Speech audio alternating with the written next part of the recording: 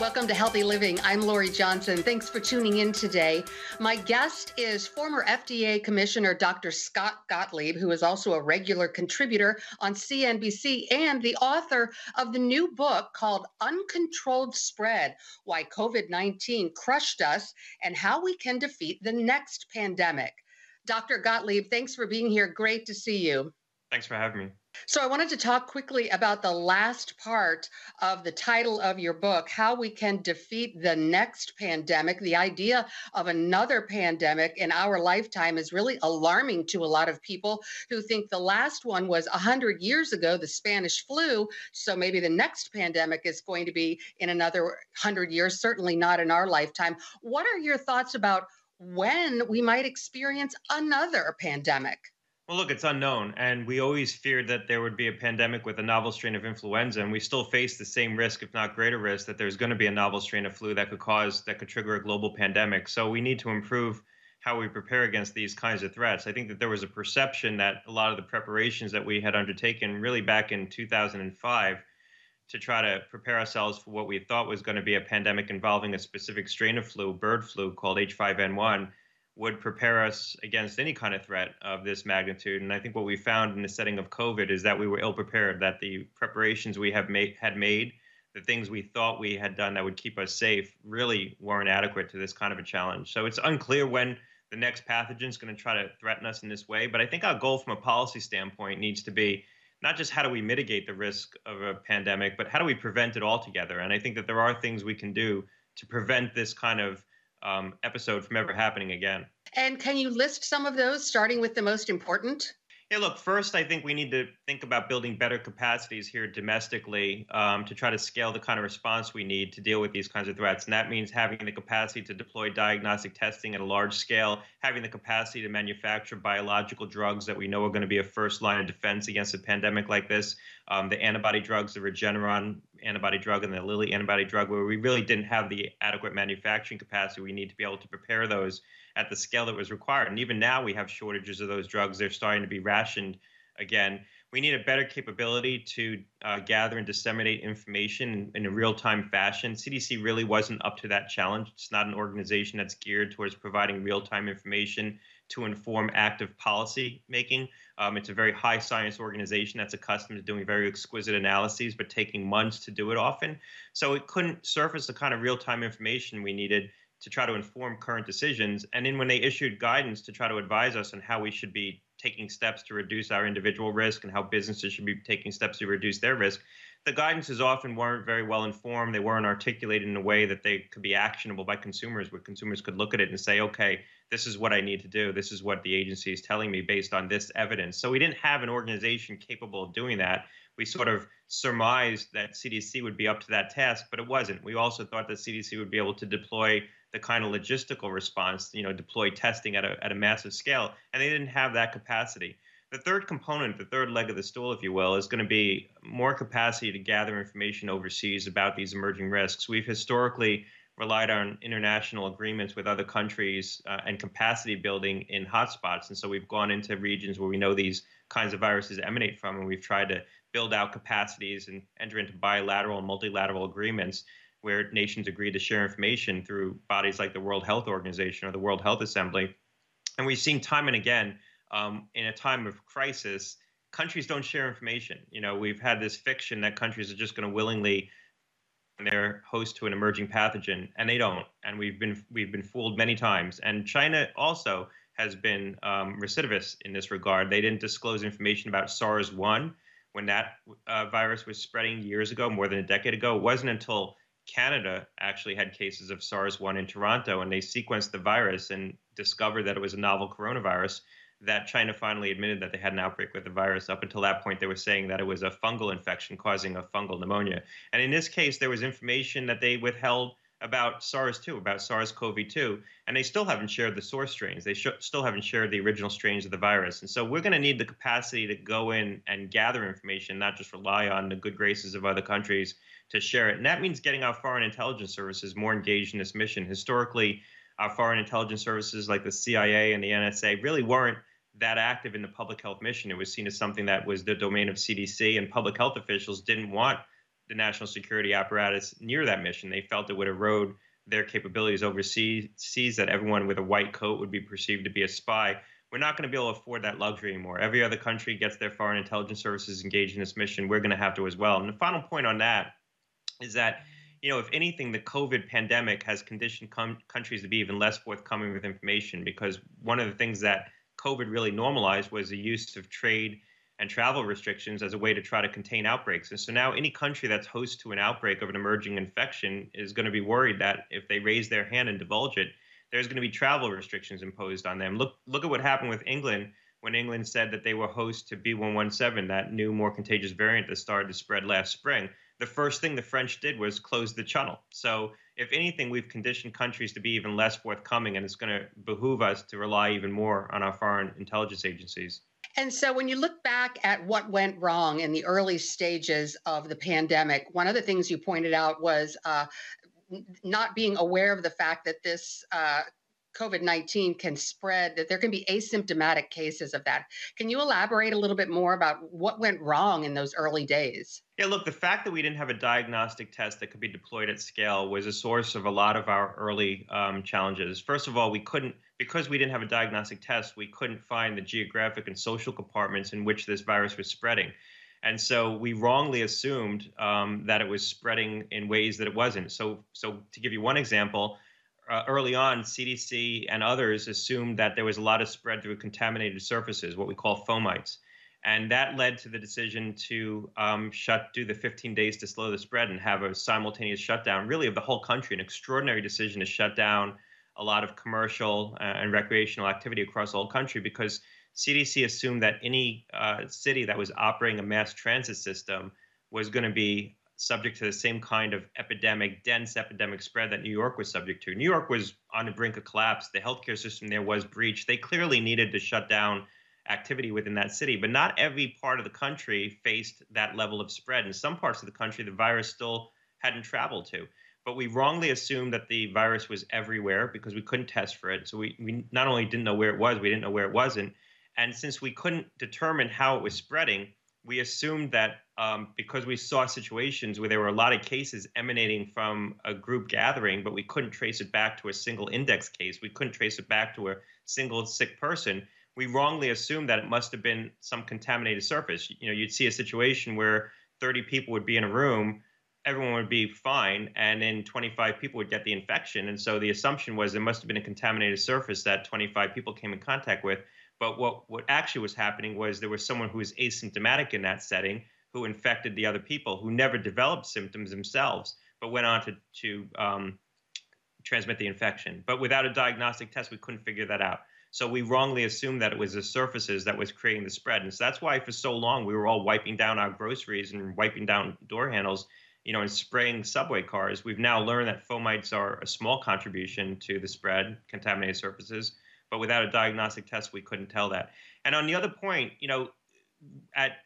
back in the spring, when we shut down New York, there were other cities that faced a lot of risk. Clearly, New Orleans needed to shut down activity. Boston faced dense spread. Philadelphia, the parts of the Pacific Northwest, San Francisco. But the virus hadn't really traveled to Austin yet. It hadn't traveled to Jacksonville. There was a small enough number of cases there that we could still use testing, tracing, tracking as a way to contain the spread. We didn't need to shut down the city, but we didn't know that because we didn't have a diagnostic test. And so we ended up shutting down the whole country. And then when the virus eventually traveled to those parts of the country, when the South eventually had an epidemic in the summertime, people there said, look, we're not shutting down now because we've already did that in the spring. You told us we had to shut down in the spring. We really didn't have to, and we're done with the shutdowns.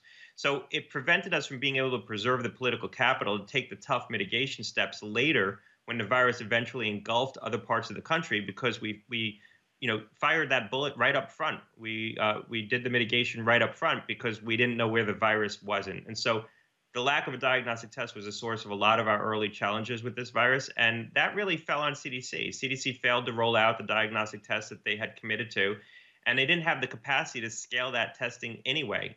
They should have recognized early on that they weren't going to be able to provide sufficient testing to keep up with a fast-moving epidemic, and there needed to be a decision made to turn to commercial manufacturers very early in this crisis, sometime in January. That decision wasn't made until the end of February, really, until we finally turned to commercial manufacturers in a robust fashion to try to scale testing in this country. Yeah, it's a real shame, but yeah, we can definitely learn from those mistakes.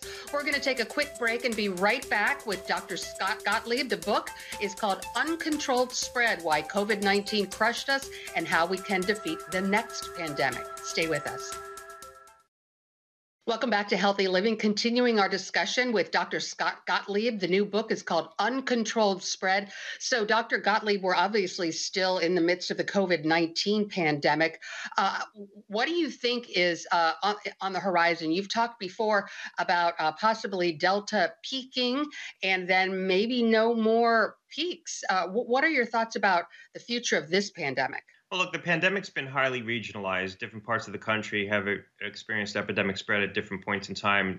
Delta swept through the South. The South had a very dense epidemic with Delta. Clearly, infections are declining there right now. The South has peaked.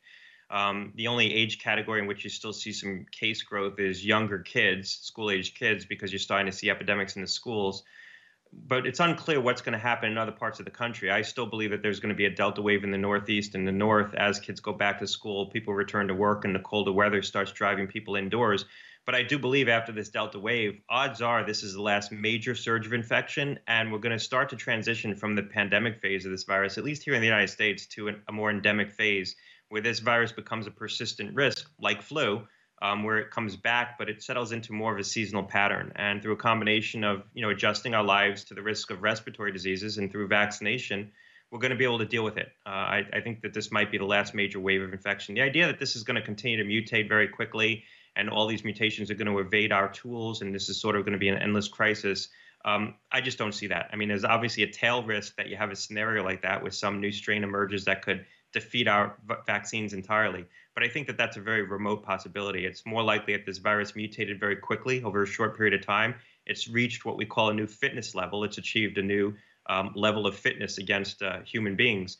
But now it's going to settle down. It's not going to continue to mutate quite as quickly as it's been mutating over the last couple of years. What do you think about booster shots regarding Americans? Yeah, look, I'm on the board of Pfizer. Pfizer has filed an application with FDA requesting permission to start delivering booster shots. I think that there is a compelling case to be made that for older individuals who were vaccinated a long time ago, so people who were vaccinated last January, last December, you're starting to see declining efficacy over time. And while you're not seeing a sharp rise in severe cases, you're not seeing a sharp rise in really bad outcomes among people who've been fully vaccinated, hospitalizations, deaths, severe disease, you are seeing rising cases, infections, and rising symptomatic cases, particularly in older individuals who were vaccinated a while ago. And so I think that the data does support the premise of providing boosters, at the very least, to people who are older, people maybe over the age of 60 or 65. The data out of Israel shows an 11-fold reduction in the risk of infection for older individuals who were revaccinated, who received boosters, and about a 19-fold reduction in severe disease. And so the data does show a compelling impact, compelling efficacy for older individuals who receive a booster who got their original vaccination a long time ago. What do you think about the WHO recommendation that people, instead of receiving a third shot, should give those shots to developing countries who haven't even had one shot yet? Look, there's no question we need to be doing more globally to try to provide vaccine to countries that haven't been able to get access to it. The reality is it's really not a supply issue, or very soon it's not going to be a supply issue. We've delivered 5.8 billion doses of vaccine globally, 380 million here in the United States. There's been a lot of vaccine distributed. There are countries that haven't had good access to it, but the supply is going to be ample. There's a lot of supply in the system right now, and over the next 12 months, Pfizer, the company I'm on the board of, has said it's going to produce 4 billion doses. Moderna said they'll produce at least 3. AstraZeneca is going to produce billions of doses. J&J will produce billions of doses. China is going to continue to produce billions of doses. The Serum Institute in India is going to produce billions of doses. You're looking at a situation where we could have somewhere between 10 and 20 billion doses of vaccine over the next 12 months. There's 7.5 billion people in the world. 5.8 billion of them have already received a dose of vaccine, or maybe 2 doses of vaccine. So we're going to have supply. It's going to be a question of logistics, getting into those countries and providing the logistics on the ground to distribute the vaccines, which we're not doing a good job of. As far as the U.S. providing boosters, we're talking about maybe 40 million doses being used to provide boosters to senior citizens.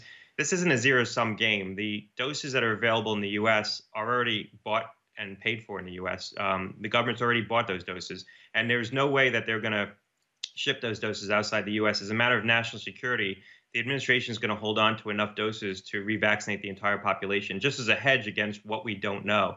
So it's not a zero-sum game where if we use a dose here in the U.S., it's a dose that could have been shipped overseas. The doses that we would be using in the U.S. are doses that would stay in the U.S. So I don't think that that's a valid argument why we shouldn't be providing boosters. The public health and clinical arguments, I think, are a more robust discussion. But the idea that it's taking a dose away from someone else who could be using it in another country, it just doesn't work that way.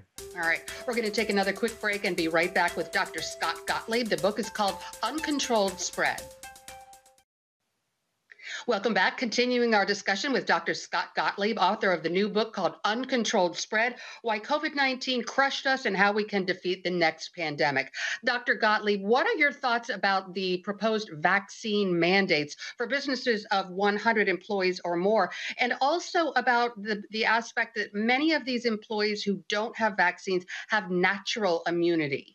Hey, look, on the second question, I think we need to recognize that people who have immunity that's acquired through infection, that immunity is durable and it appears quite robust. I think the question from a clinical standpoint is how long it's going to last. People who have immunity from infection, based on our general understanding, and there's still a lot we don't know about this virus, that immunity over time is going to wane, and probably those individuals will need to be vaccinated at some point in the future to maintain their immunity. But at least in the near term, immunity acquired through infection does appear to be robust. As far as the mandates are concerned, I think the federal government's well within their purview to mandate vaccines for federal employees, for the military. That's a question of readiness of the federal workforce. But mandating down to the level of small businesses with 100 more employees, I think that that's counterproductive. I don't think that we should be doing that. We need to ask ourselves what our goal is and whether or not by doing that, we're going to take something that has sort of been furtively political, the idea of getting vaccinated, and make it objectively political and harden people's positions against vaccines and vaccine mandates altogether. Right now, 76% of adults over the age of 18 have received at least one dose of vaccine. Most of them will complete the series, so about 90% of them will be fully vaccinated. Where are we going to get? So, if you look at childhood immunizations, which are mandated in schools, you get anywhere from 90 to 94% compliance with childhood immunizations, less for some vaccines.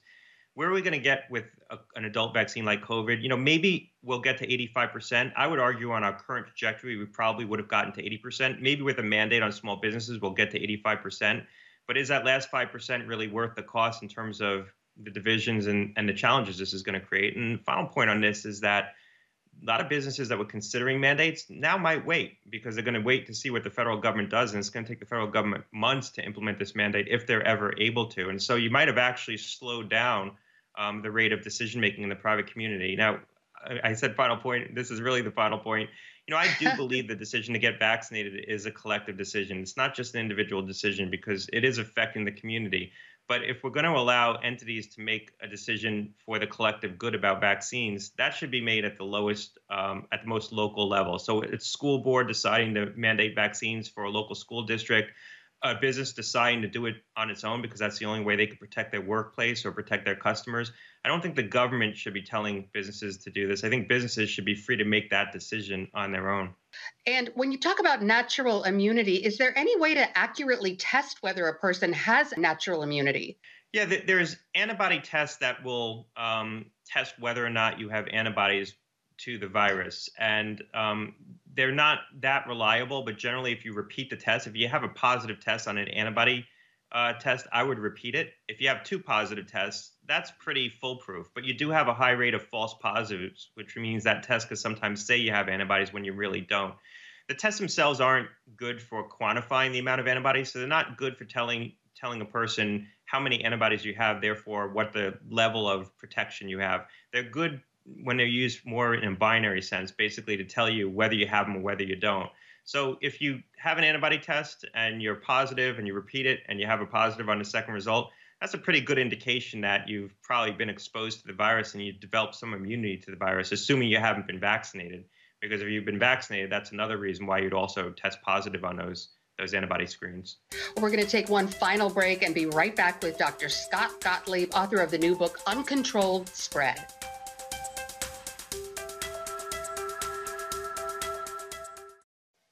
Continuing our discussion now with Dr. Scott Gottlieb, author of the new book called Uncontrolled Spread. Dr. Gottlieb, when do you think there will be a vaccine available for the kids? Well, the vaccine right now is available for kids age 12 and above. The question is, when will we have one for kids age 5 to 11, and then for kids younger than that? I'm on the board of Pfizer, which has a vaccine that they're having advanced development right now for kids age 5 to 11. They've said that they're going to have the data from the clinical trial that's ongoing by the end of September. And assuming that data package is positive, and so far the interim data that's come out of that study looks encouraging, they'll be in a position to file for approval or authorization with the Food and Drug Administration within days. And so if you get a filing some point in early October, FDA has said that the review of that application is going to be a matter of weeks, not months. And so I interpret that, having been at the FDA and heard those words before, I interpret that to mean maybe 4 to 6 weeks that the FDA would take to review the application. So in the best case, if the data package is positive and FDA agrees and finds the vaccine to be safe and effective for children ages 5 to 11, I think you could potentially have a vaccine available by the end of October, so by Halloween. If it slips a little bit, slips a couple of weeks, and it's more like a 6-week review, maybe by mid-November. But I think that, the end of October, early November timeframe is an optimistic scenario, but an achievable scenario in terms of when a vaccine would be available for kids that young. Now, the vaccine for kids age 5 to 11 is basically the same formulation as the current vaccine, just in a lower dose. It's a 10 microgram dose instead of a 30 microgram dose, at least in the case of Pfizer. The vaccine for children ages 6 months to 4 years is going to be even a lower dose. It's going to be a 3 microgram dose. And the data on that vaccine, the study that's ongoing in children that young, will be available at some point in November. And so, if it's positive, the company could file at some point after that. So you could potentially see a vaccine for children ages 6 months to 4 years available, maybe before the end of this year, but certainly by early 2022 if things go well. Interesting. All right. Well, unfortunately, we're out of time right now. Dr. Gottlieb, thanks so much for being with us. It's been a pleasure. Thanks a lot. And once again, the book is called Uncontrolled Spread: Why COVID-19 Crushed Us and How We Can Defeat the Next Pandemic. Thanks for tuning in to this edition of Healthy Living. I'm Lori Johnson, and we'll see you again next time.